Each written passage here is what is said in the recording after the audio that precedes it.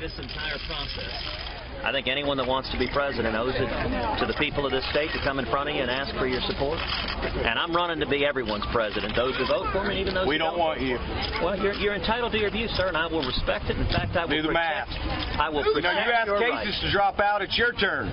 Well, take your own words. Now, I'm curious, sir. Time to drop out. When Donald doesn't get to 1237, are you going to call him to drop out? Donald's definitely going to get to 1237. He's going to get more than 1237. All right, that went well. Of course, that went viral. Is that fair that it did? Representative Todd Rokita is from the fine state of Indiana. He's an Indiana delegate. And, sir, where are you in this batch? I mean, who are you leaning toward? Well, as a congressman, I was supporting Marco Rubio. Now I don't have that choice anymore. Then since then, I've become a delegate to the convention. So I've taken the neutral stance. Of course, I'm going to be bound by our rules to vote for the person who has Indiana's popular vote at our convention. And then after that, I'll be unbound. And I plan on taking information directly from the candidates and making a decision, doing my duty on the floor of the convention at the time. All right, so it's a winner-take-all state for Republicans. So if Donald Trump, for example, were to win the state outright, you would, at least on a first ballot, be committed to Donald Trump, correct? Absolutely, and as Indiana's former Secretary of State, I'm also going to make sure everyone else on the convention floor follows the rules, too, as best as that I can. I think it's imperative that this process, as the American people watch it, believe in it and understand it. And there's a lot of misinformation and misunderstanding going on with what a convention is and the process and all that. So one of the main reasons I decided to run for delegate and get appointed as a delegate is to make sure that the rules are followed.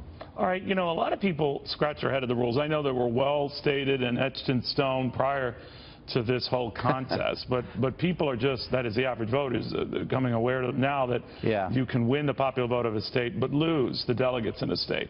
So I'm not saying that Ted Cruz has done or is doing anything nefarious in some of these states. He's picked up uncommitted slates. No. But they are sometimes in states that Donald Trump won, hence Trump coming back at him and saying it's rigged. Do you think nationally, sir, the system is rigged? And by extension, I would include the Democrats with their superdelegates, that to the average onlooker, the average voter, he or she, Democrat or Republican, it looks like it's not one vote, one delegate. Yeah, Neil, I understand what you're saying, and I share some of that frustration. But what we have to remember is this is not an election at all. The American people, we the people, as Americans and as citizens, we will vote in November. What's happening now is a nomination process.